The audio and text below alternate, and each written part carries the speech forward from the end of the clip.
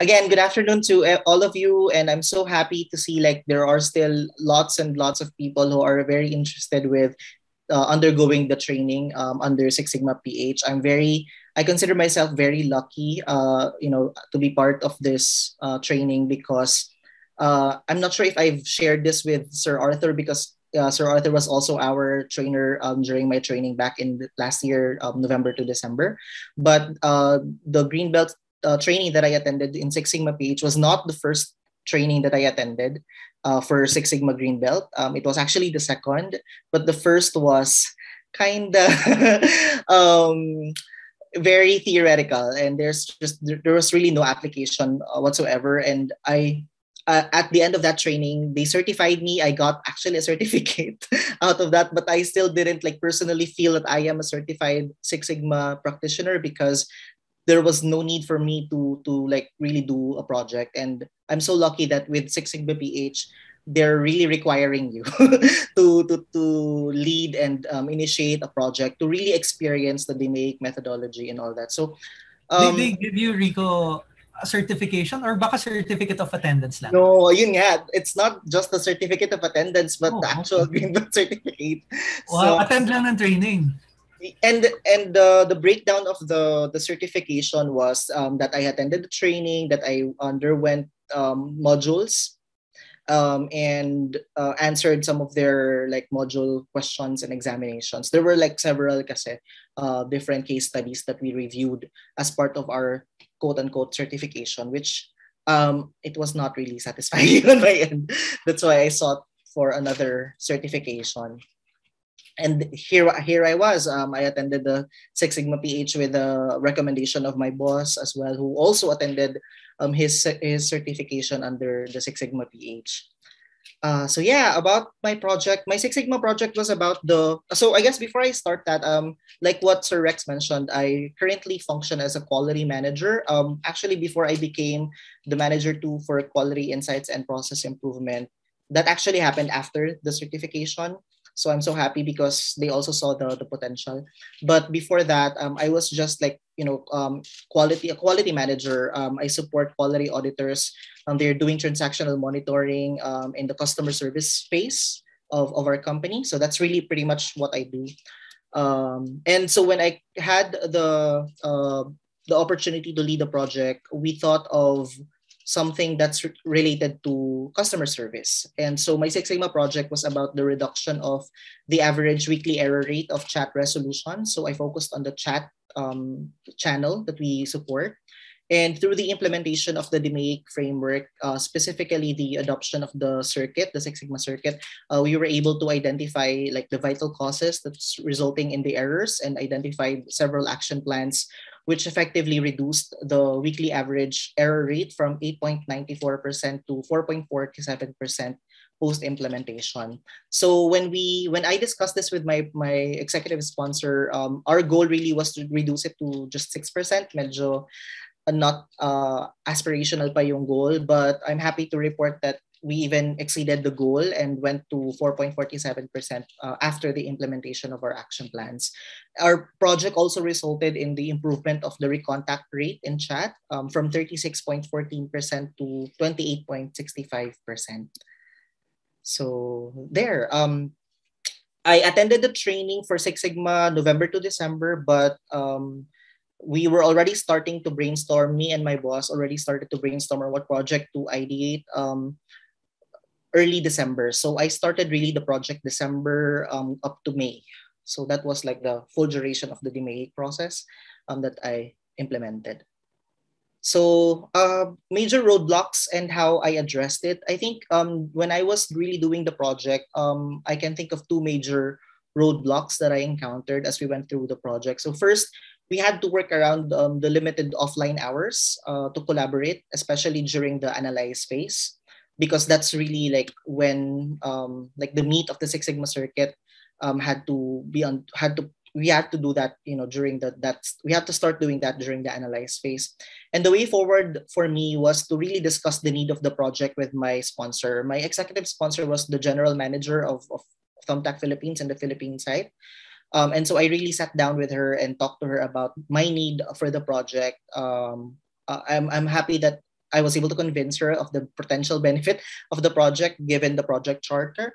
And so she agreed that we would need to conduct the Six Sigma circuit and approve the offline hours of my team members. So my team members consisted of the quality people from the quality team, definitely people from the operations. I had the supervisor, I had some SMEs as well on the team, and so I really had to like secure offline hours ahead of time so that we can really collaborate. And with that, we were able to have or schedule the Six Sigma circuit exercise, albeit it was divided into 2 sessions, which was essential in identifying the vital excess and suggestions for the solutions that we conducted. And the second roadblock was when we were moving to the improve phase. The project team came out with a lot of ideas. So we were already able to identify our vital excess or our vital causes. And when we were already doing and brainstorming our potential solutions, there were lots of potential solutions. Actually, if I remember it right, we were able to come up with 26 solutions for the project, which of course we won't be able to implement all of 26 action plans. So I talked to my supervisor, my manager back then, and I told him, okay, what am I gonna do in better prioritizing which solutions we want to implement? And with his help, we were able to come up with like a prioritization matrix we used as a cross reference on the errors that we've identified from the analyze phase. So interconnected pa din yung decision making namin from the previous phases, and so we were able to, from 26 like potential solutions, we were also able to like trim it down and to just use 3 to 4 potential solutions or action plans, which I presented to the executive sponsor, and she greenlit it for us naman. So nakapag-proceed kami to improve phase. So there, how Six Sigma circuit and training helped me complete my project. So not sure if the Six Sigma circuit was already discussed to them, but if it was, it's really helpful.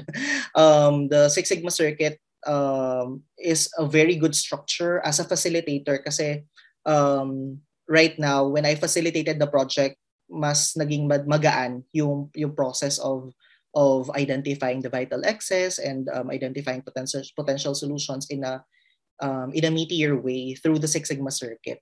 And the training itself was experiential.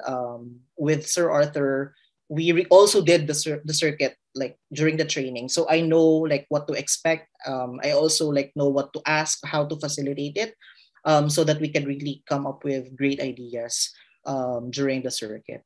So there, and the training also reinforced the need to be data driven. So you can't, you really can't discuss like the updates on your project without data. And I'm also happy because my champion, my boss, was also a Six Sigma certified, so hindi rin makakalusot sa kanya pag walang data to support our claims. So and so when I was presenting like updates to my executive sponsor, it was kind of like smooth sailing already because nandun na lahat ng like even I even anticipated like what questions that will be asked of me during the project. So medyo smooth sailing siya during that time. There, and some tips siguro for you guys, for those who are undergoing the training. So aside from really attending the Greenbelt training, first is to trust your team. Kasi when I was doing the Six Sigma circuit, even I myself, since I'm also heavily involved in the operations, meron na akong preconceived notions on what to do to solve the problem. And sometimes as a facilitator, you really have to step out of the mental exercise and let them think of the issues and let them think of like what solutions to share. And through the Six Sigma circuit, na bring up yon. And because I trusted and I really involved my team, the change management as well was easier. Kasi sa kanila nang galing mismo yung issues. And in the exercise itself, parang there was also that innate admission of the issues that they have in the team. And so when it was already our turn to like think of solutions, they also felt empowered on the things that we would want to implement. And so when we said na parang, okay, so these are the like we itemize, okay, these are the things we're gonna be doing. Wala masyadong parang friction from the team and from the operations in doing these, because the ideas also came from them naman. So yun siya. And siguro the second tip is over communicate. So like with EDS, I also had my project virtually. All of the steps were done virtually. We were already on a work from home setup last year, way like several months before my project started. So virtual lahat. So, and we didn't use Miro. We didn't have that.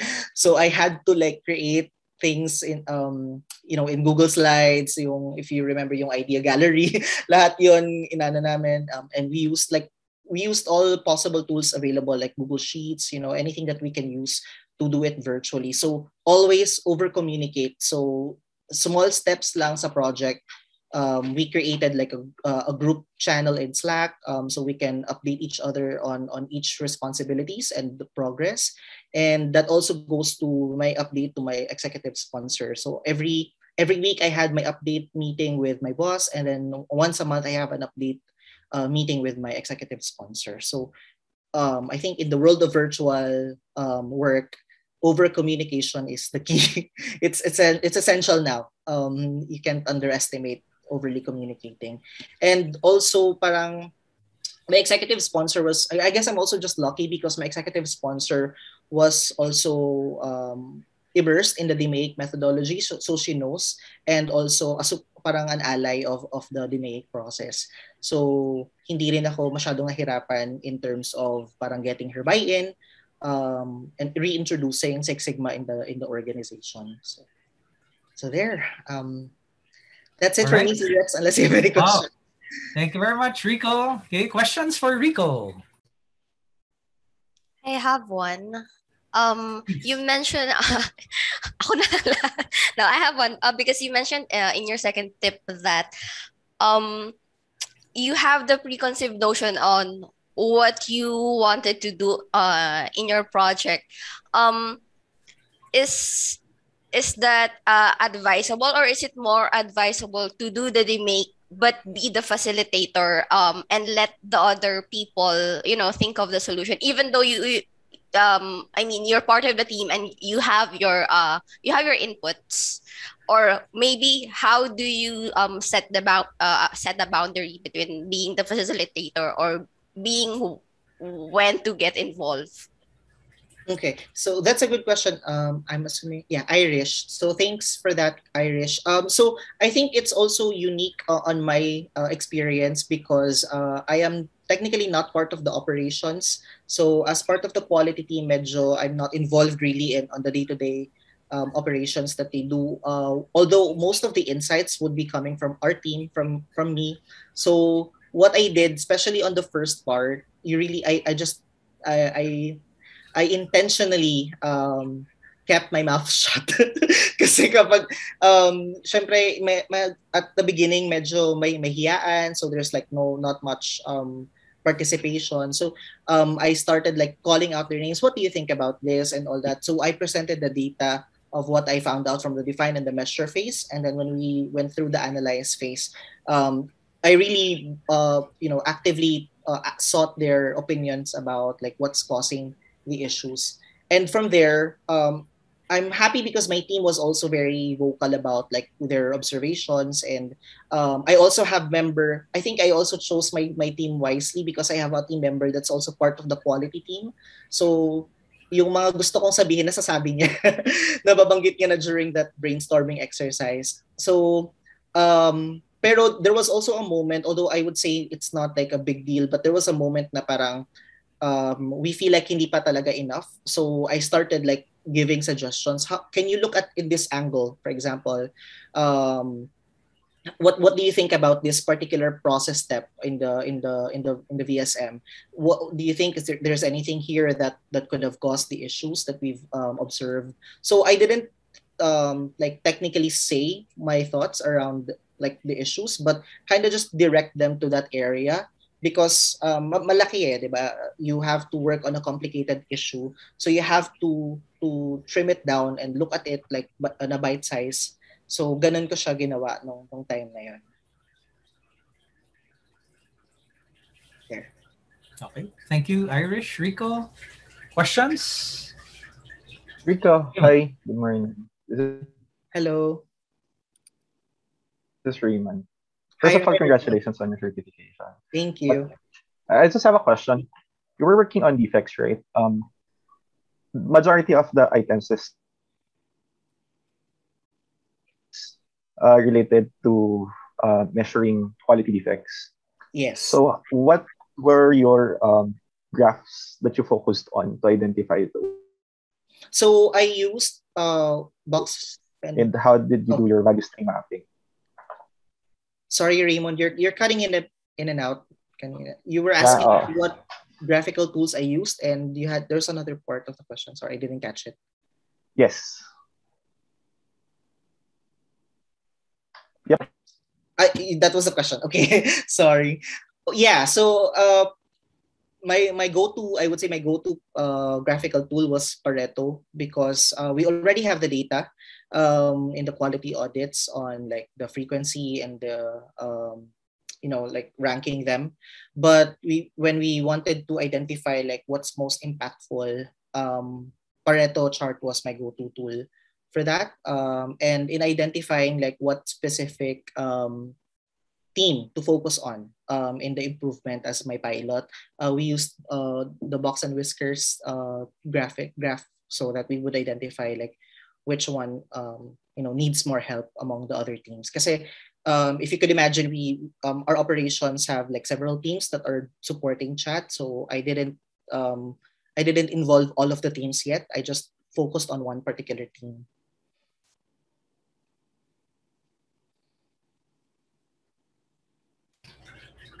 Thank you. You're Sorry, my welcome. internet's not good today. No, you're Oh nga, fine. Raymond. Medyo nagka-cut. Pero thank you. Questions pa for Yeah. Rico? Questions? Open ka ba daw, Rico, for coaching? Of course. I think what I also love about the Facebook group is ano siya. You guys are I'm not sure if Sir Rex if they're already in the alumni group, but there is an alumni group, so super dami ko ring napupulot doon na mga tips and tricks on like how to manage projects, even new learnings and new like topics. But ultimately, if you want to reach out to me, I'm available in Facebook or LinkedIn. Definitely, I can help out as well. Oh, I also want to share, Sir Rex, no. Happy to share with you as well na parang after the project, they saw the need of having like this parang portion in the organization to really look into continuous improvement. And so that's why I got the position for the quality insights and process improvement. It didn't used to be handling this work. So after the Six Sigma certification, I think they saw the need of the and the benefit of doing this. Kaya nagkaroon ng position for that. Oh, wow. Wow. Yeah. That was a promotion, di ba? Sorry? Promotion? Yes, it was a Promotion? promotion. Oh, wow. Yung So, position na yun, wala pa nun before? wala pa. We were So just parang we were ginawa just ng called quality. position for you. Yes. So Wow. tawag lang talaga sa amin before quality managers. So I was a quality manager, but sabi ni Al, we want to focus on insight building and continuous improvement. So yun, nabuo yung quality insights and process improvement na role. Wow. So with that, more projects na tuloy ginagawa ko, not the transactional monitoring, but it was really fun. Mm-hmm. Yeah. Questions pa? Siguro we can take one more questions. Okay, going once, going twice. Okay, siguro I'll ask again, Rico, for last question natin. I'll ask, how did it change you also as a person, as a manager?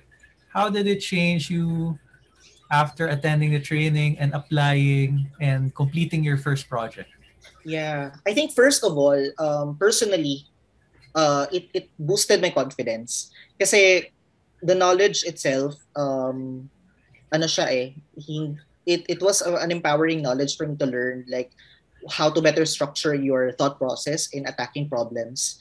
So the DMAIC allowed me to have to be more structured and in effect made me more confident in like providing solutions and being there for the team as a resource for whenever they need like somebody to chime in opinions and ways to improve. So personally, yun talaga, it boosted my confidence because of the training. And second, the culture of improvement, I think, also helped with from because of the training. Kasi it allowed you, because you're seeing the effect, it parang when you trust the process and you really saw it like with your own eyes na it works. It really works. So parang you're now trusting it, and magugutom ka din. What else can I do? What other things can we improve on? So yung notion of continuous improvement na build siya because of that. So yeah.